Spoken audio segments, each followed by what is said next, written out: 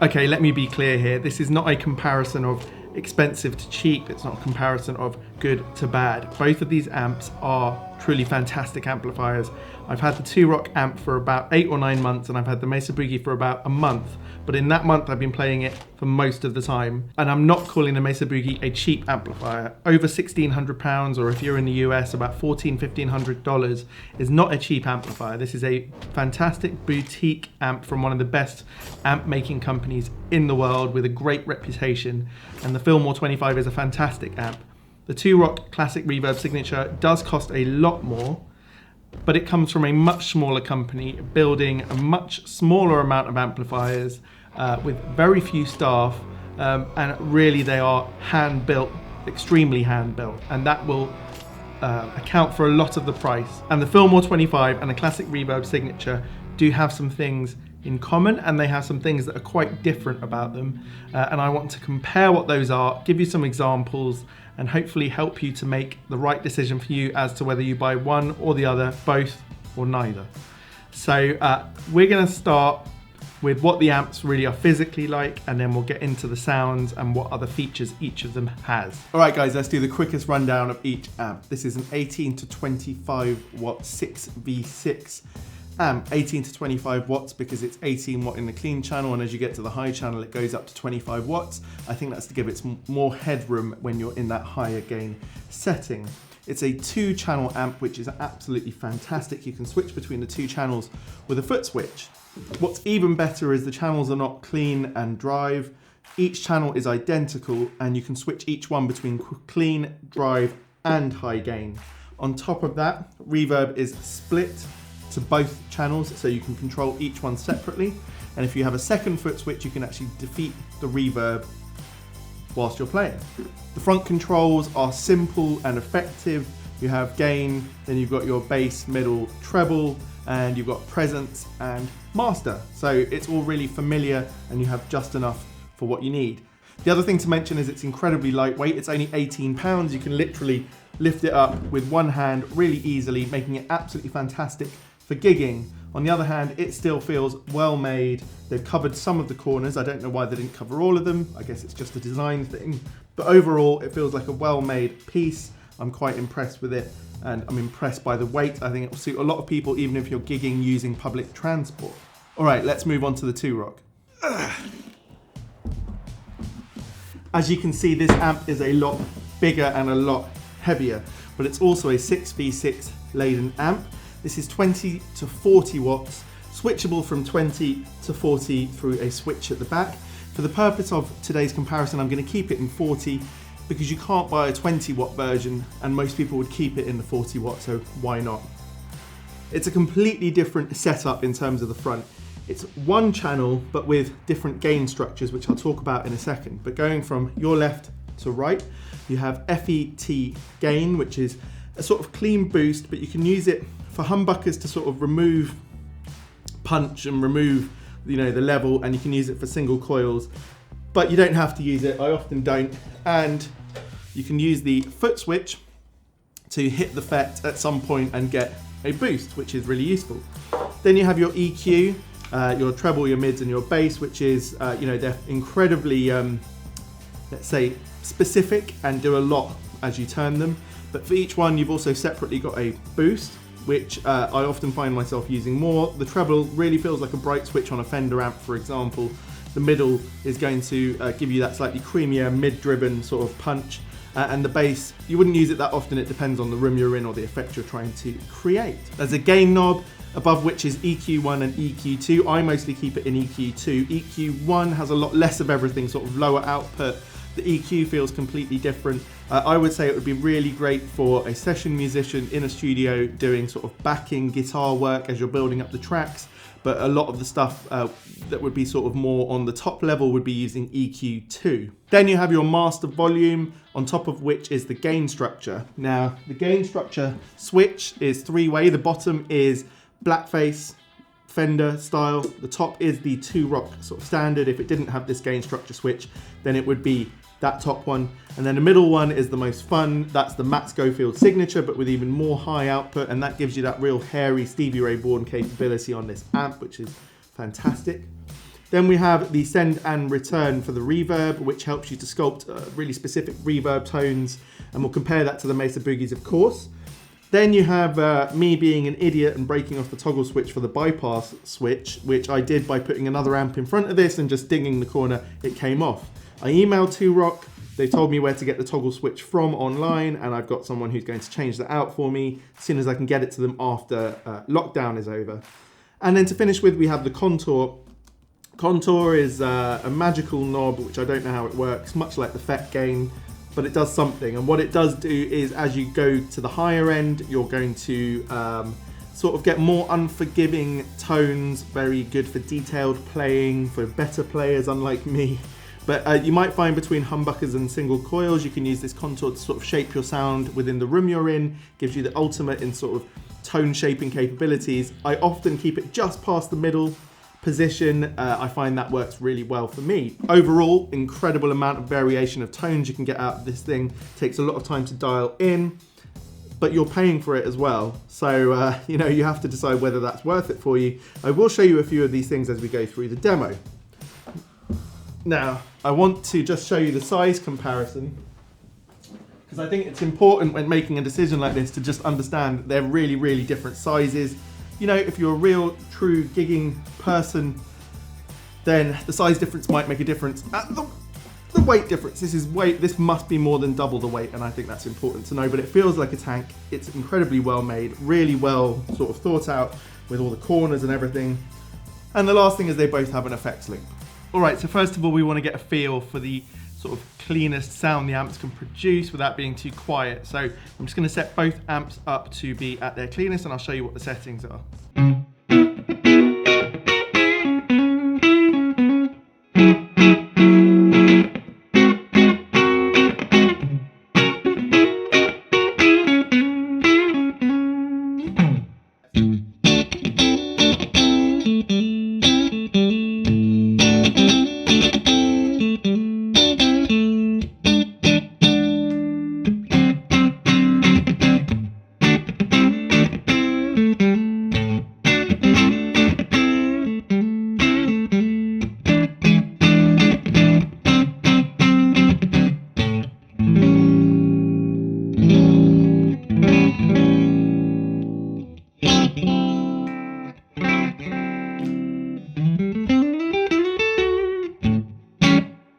Now we're going to move the amps up to an edge of breakup sound, which I think for a lot of us is where we really get this sort of emotional impact of an amp and whether we love it. So I'll show you at what settings they start to break up.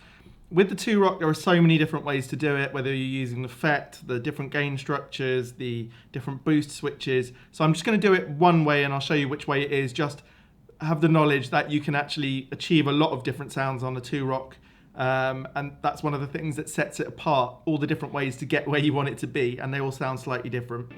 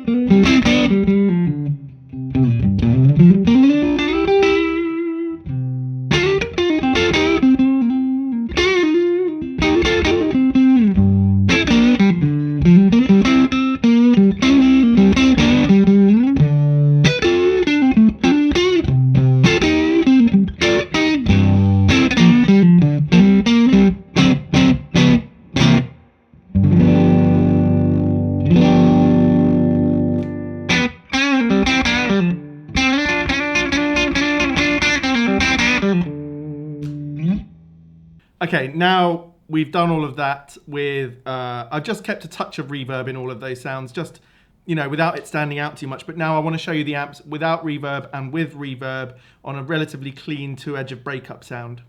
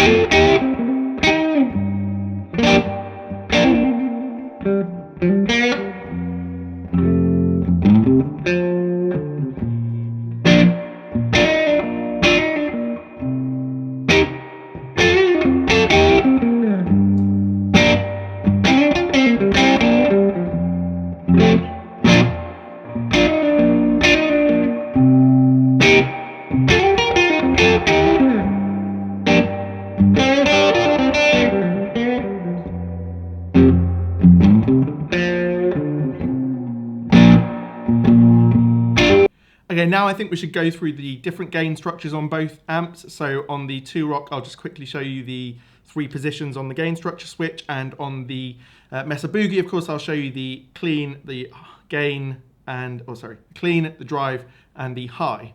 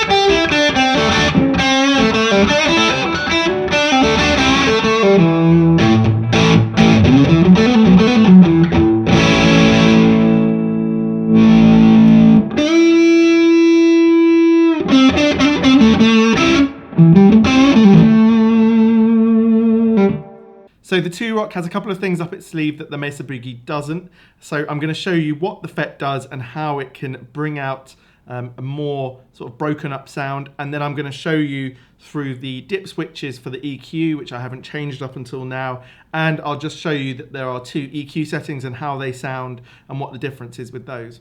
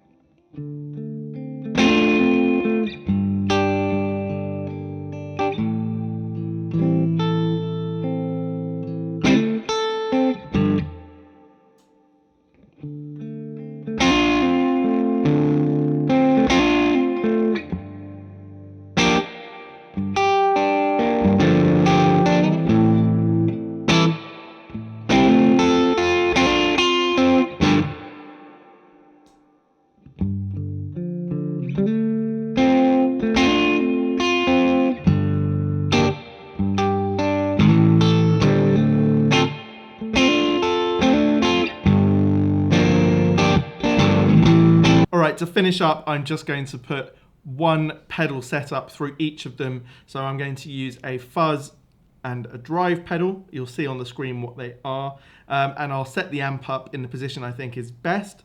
And you'll just hear how they both cope with these pedals.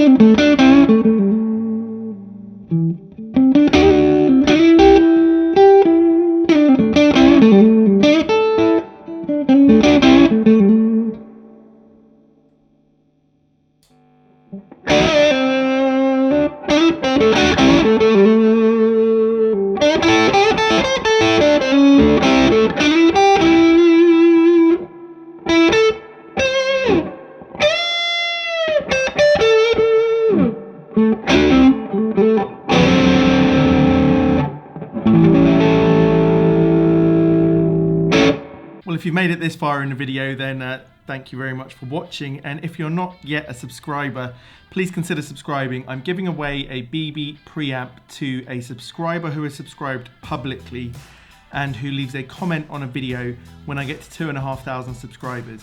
I was trying to get this video to 300 likes, at which point I would have given away the pedal early. Doesn't look like I'm gonna get there, but if you want to go and watch that video and give it a thumbs up, maybe we will get there before I hit 2,500 subs and we can give away the pedal early. So that was about 15 minutes of various little tests that I've done to compare the amps. Let me know what you think down in the comments between the two amps before I sort of get into my conclusion and what I think. How do you think the comparison is considering the price difference, and which one would you go for? My personal view is, firstly, as a caveat, this has not been an exhaustive test. The 2-Rock can do quite a lot more in terms of dialing in different sounds, and it's difficult for anyone to feel what it's like to play these amps. Having said that, the Mesa Boogie for its price is an incredible value. You're going to get 90% of the way to a tone, especially the clean tones and the sort of edge of breakup just to in proper breakup tones that the 2-Rock can give you. The Mesa Boogie will give you about 90% is my view of that. The feeling of the Mesa Boogie is also fantastic. Dynamically, it just feels great. One positive in comparison aspect for Mesa Boogie's Fillmore 25 is the ease of dialing it into where you want to be. It's a far less complicated amp despite all the channel switching, and pretty much you can get it there in a couple of seconds, meaning if you're taking this round to gigs or for sessions or just playing at home, you're always going to be in a place that you like. Having said that, as you get higher into the sort of gain levels, I start to like the tone a little bit less. I think the clean edge of breakup sound is fantastic. I think the middle channel, the drive channel, has some great tones in it. And then as you get into the higher end, I'm not quite sure what it is I'm supposed to be going for and what I'm supposed to be hearing, but it's not a tone that I sort of go as wow as I do when I play the edge of breakup sounds with reverb. So I think that's the strength of this amp. But for a lot of people, especially if you're playing in a band that does, you know, different covers and things like that, and where you're going to be in clubs and pubs, I would say this would fit that bill massively. It's really good with pedals in the clean and drive channels, and if you need that higher gain sound for the odd thing, I mean, I haven't tried it with an SG, for example, but I do imagine you can get some good AC/DC tones out of it. So, you know, for the money, the Fillmore 25 is an incredible proposition. The 2-Rock is something which, you know, it's like angel wings come out sometimes when you play through any 2-Rock amp. If you didn't know how much it cost, would you feel the same way? I don't know. I can't answer that question. You know, as with a lot of people, I put 2-Rock right up at the sort of top of the hierarchy of amp makers, and for that reason, there's something special about playing through the 2-Rock. The classic Reverb Signature has incredible variety of great tones that come out of it, from the most angelic cleans to really sort of in-your-face punchy. We didn't even use the bypass today because I have broken off that knob, and also can't find the cable for the pedal, which is not the same as a normal pedal cable. But anyway, enough of that.